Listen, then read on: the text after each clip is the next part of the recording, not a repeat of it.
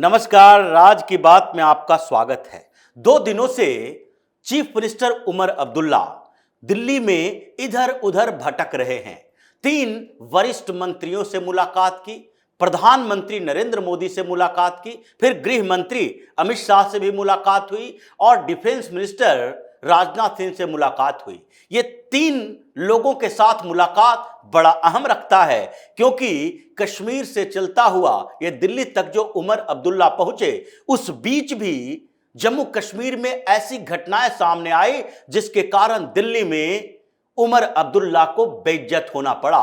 ये 1 सप्ताह के अंदर 4 अटैक जम्मू कश्मीर में हो चुके हैं और सारे अटैक कश्मीर के क्षेत्र में हुए हैं और उसमें भी सेंट्रल कश्मीर में हुआ, साउथ कश्मीर में हुआ, नॉर्थ कश्मीर में हुआ, अलग अलग एरिया में, यानी कि गांदरबल में भी हुआ और फिर शोपिया में भी हुआ और अब पुलवामा में, और फिर ये जो अटैक हुआ है आर्मी के ऊपर वो बारामूला के क्षेत्र में हुआ है, एलओसी के आसपास, जहां पब्लिक का जाना आना भी मना है। उन क्षेत्रों में भी आतंकवादियों ने आर्मी के ऊपर हमला किया। जब आर्मी के ऊपर हमला हुआ तो उमर अब्दुल्ला के मुंह से कुछ निकला, महबूबा मुफ्ती भी पागल होने लगी क्योंकि अब स्थिति ऐसी होने जा रही है जिससे जम्मू कश्मीर में ये जो चुनाव हुआ है और चुनाव के बाद सरकार बनने के बाद की स्थितियों में बदलाव पर एलजी भी अब सख्त होते जा रहे हैं और एलजी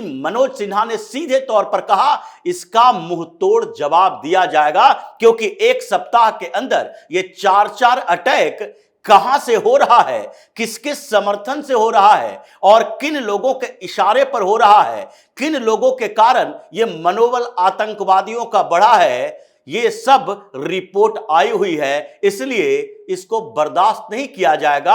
अब चुन चुनकर इन लोगों की कमर तोड़ी जाएगी, ऐसा एलजी मनोज सिन्हा ने भी ऐलान किया। लेकिन उस बीच यहां पर उमर अब्दुल्ला आए हुए थे। उन्होंने सबसे पहले गृह मंत्री अमित शाह के साथ मुलाकात की और उनसे एक ही डिमांड रखा कि जल्द से जल्द कश्मीर में फिर से राज्य का दर्जा बहाल किया जाए क्योंकि आप लोगों ने चुनाव के समय भी ये वादा किया था। लेकिन अमित शाह से इस मुलाकात में सारी बातें तो अपनी जगह थी, लेकिन कश्मीर में स्टेटहुड के मसले पर अमित शाह ने भी एक ही सवाल किया कि अभी हमारे पास आपसे मुलाकात करने का कारण क्या है, क्यों गृह मंत्री से एक सीएम मुलाकात करने के लिए आए। अलग अलग राज्यों के चीफ मिनिस्टर दिल्ली आते हैं, प्रधानमंत्री नरेंद्र मोदी से मुलाकात करते हैं क्योंकि ये एक प्रोटोकॉल भी है। किसी राज्य में सरकार बने और वहां पर नए चीफ मिनिस्टर बनते हैं तो प्रधानमंत्री के साथ मुलाकात करना जरूरी होता है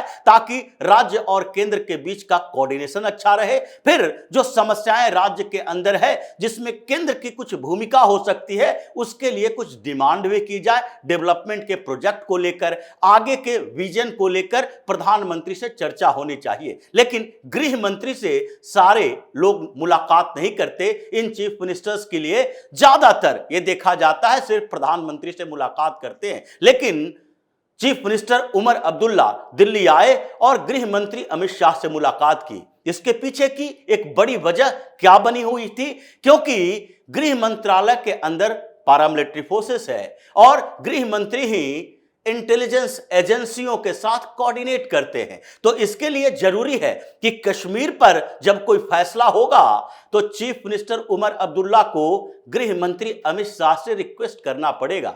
वहां पर बिना इंटेलिजेंस रिपोर्ट के उस पर कोई ऐसा फैसला नहीं लिया जा सकता जिसके कारण कश्मीर की स्थिति फिर से 2019 से पहले वाली हो जाए, जब वहां पर स्थितियां केंद्र सरकार के कंट्रोल से बाहर जाती थी और वहां जब चीफ मिनिस्टर हुआ करते थे, चाहे महबूबा मुफ्ती हो, मुफ्ती मोहम्मद सईद हो, फारूक अब्दुल्ला हो या उमर अब्दुल्ला हो, इन लोगों के कार्यकाल में जो कश्मीर की स्थिति थी वैसी ओर चला जाएगा।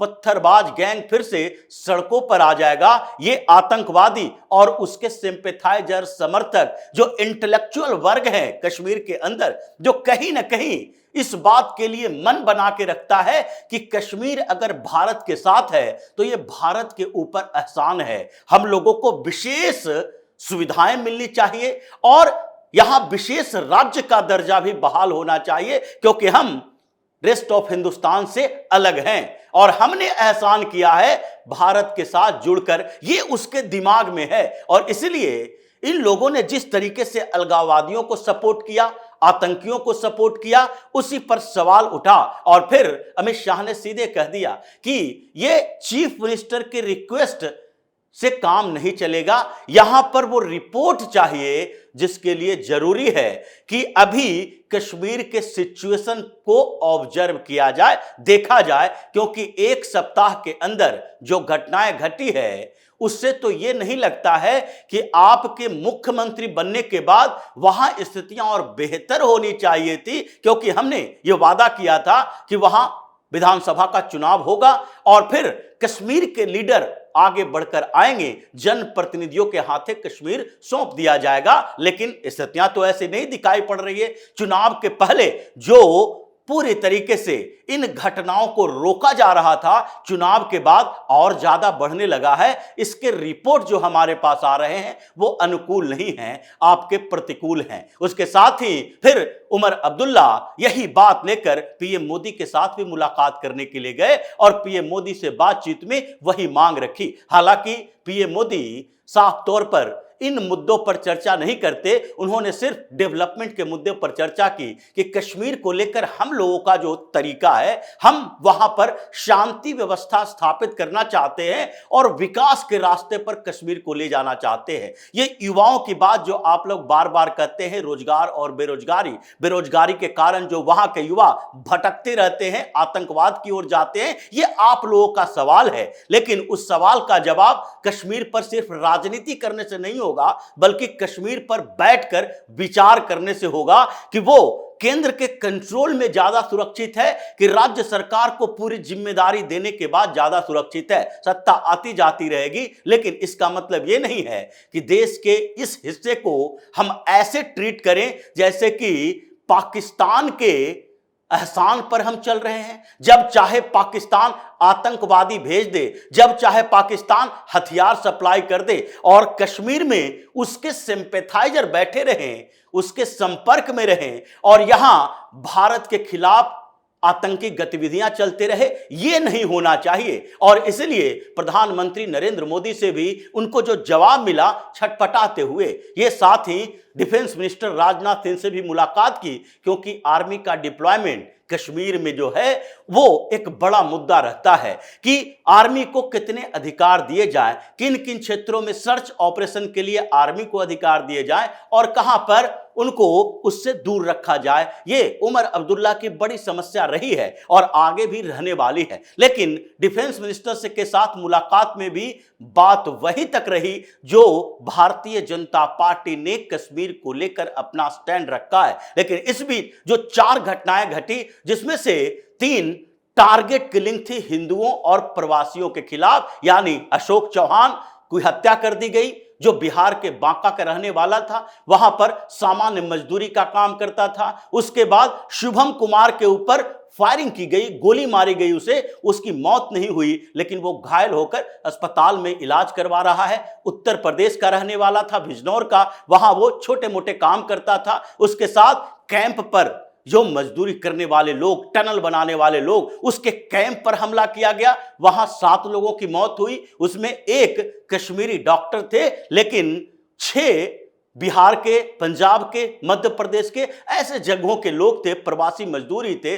बाहरी लोगों को टारगेट किया जा रहा है और बाहरी लोगों में भी टारगेट किया जा रहा है। वहां पर हिंदू नाम वाले लोग जो कि बिहार से, उत्तर प्रदेश से, पंजाब से, हरियाणा से या राजस्थान से जाकर वहां काम कर रहे हैं, उन जगहों पर टारगेट किया जा रहा है। विकास की योजनाओं पर रोक लगाने की कोशिश की जा रही है, यानी जहां सड़क बन रहा है, जहां टनल बन रहा है, जहां कंस्ट्रक्शन का काम हो रहा है, उन जगहों पर हमले किए जा रहे हैं। और फिर इन हमलों के साथ ही आर्मी पर भी अटैक शुरू हो चुका है। ये एक सप्ताह के अंदर जिस तरीके से रोज टारगेट किया जा रहा है, ये स्थिति अनुकूल नहीं है। इसलिए मनोज सिन्हा ने, एलजी ने सीधे तौर पर धमकी दे डाली कि जब से चुनाव हुआ है तब से स्थितियां जैसे बदली है उसे बर्दाश्त नहीं किया जाएगा। यानी कि दिल्ली तो आए थे उमर अब्दुल्ला इस उम्मीद के साथ कि अभी जो हमने कैबिनेट में रिजोल्यूशन पारित किया है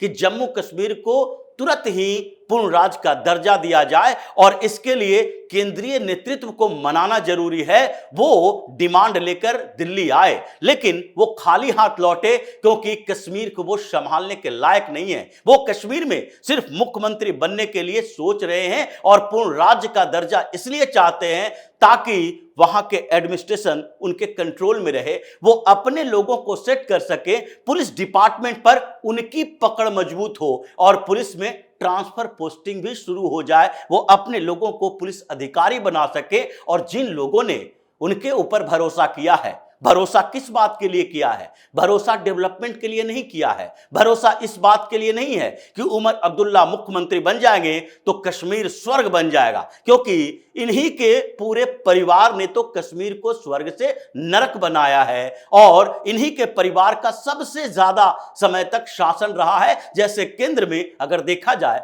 तो नेहरू गांधी परिवार ने सबसे ज्यादा शासन किया है, सरकार में रहे हैं, उन्हीं के सबसे ज्यादा प्रधानमंत्री रहे हैं। उसी तरीके से कश्मीर में अगर देखा जाए तो सबसे ज्यादा किसी परिवार ने कश्मीर में शासन किया है तो ये अब्दुल्ला परिवार ही है। वो शेख अब्दुल्ला से फारूक अब्दुल्ला, उमर अब्दुल्ला तक, और इनके ही परिवार के गुलाम मोहम्मद शाह जो शेख अब्दुल्ला के दामाद थे वो भी मुख्यमंत्री रहे। यानी एक परिवार के चार लोग 3 पीढ़ियों तक मुख्यमंत्री बना रहा। और तब भी कश्मीर की स्थिति क्या रही? कश्मीर में क्या कोई भारत के समर्थन में सरकारें बनी? क्या कश्मीर में स्थितियां अनुकूल हुई? अभी तक तो वहां बस सिचुएशन ही रहा, खराब स्थितियां ही होती रही। लेकिन 2019 के बाद कुछ हमले हुए, टेररिस्ट हमले भी हुए, लेकिन हमले होने और आतंकवादियों के मनोबल बढ़ने दोनों में अंतर है। उस समय हमले होते थे लेकिन उसकी प्रतिक्रिया कम होती थी, क्योंकि लोकल लेवल पर जो आतंकवादियों को समर्थन देने वाला लोग था उसके खिलाफ कभी कार्रवाई नहीं होती थी। वो लोकल पुलिस का काम था, थाने प्रभारी और वहां पर जो एसपी, डीएसपी, एसएसपी ये सारे अधिकारी होते थे, वो मुख्यमंत्री के इशारों पर काम करते थे। इसलिए लोकल लोग जो वहां पर आतंकवादियों को पनाह देता था उसके खिलाफ कार्रवाई कम से कम हुआ करती थी। 2019 के बाद यही स्थितियां बदली और इन लोगों ने कश्मीर में जो लोकल नेटवर्क था आतंकवादियों का उसके खिलाफ कार्रवाई की और इस कार्रवाई के बाद वहां आतंकवादियों का वो नेटवर्क टूट गया जो गांव-गांव में जाकर छिप कर रहा करता था। अब ये छिप कर कुछ टारगेट किलिंग कर रहा है, हमले कर रहा है, लेकिन उसका नेटवर्क को तोड़ा गया था और वही नेटवर्क फिर से उमर अब्दुल्ला की सत्ता में आने के बाद वाइब्रेट होने लगा है, समर्थन मिलने लगा है। और यही सबसे बड़ी परेशानी है कि क्या जम्मू कश्मीर में फिर से वही सिचुएशन आएगा या फिर अभी कश्मीर में उमर अब्दुल्ला यूनियन टेरिटरी का ही मुख्यमंत्री रहेंगे, पूर्ण राज्य का दर्जा नहीं मिलेगा, उनके कंट्रोल में नहीं छोड़ा जा सकता। इसलिए राजनाथ सिंह हो या अमित शाह हो या प्रधानमंत्री मोदी हो, ये तीनों से जो मीटिंग हुई उमर अब्दुल्ला की, जवाब एक ही था, सिचुएशन जैसे बदल रहे हैं उसकी जिम्मेदारी आप लो और उस सिचुएशन को फिर से सही तरीके से बहाल करने की कोशिश करो। शांति व्यवस्था आएगी जब वहां लगेगा कि अब कश्मीर सही दिशा में चल रहा है, तभी आपकी डिमांड पूरी की जा सकती है, वरना ऐसी स्थिति में कश्मीर को जम्मू कश्मीर के नेता और आप लोगों के हवाले नहीं किया जा सकता है। तो इसी तरह की खबरों के साथ फिर से हाजिर होंगे, तब तक के लिए बन रहिए हमारे साथ और देते रहिए हमें सहयोग ताकि इसी तरह की खबर हम आपके लाते रहें। धन्यवाद।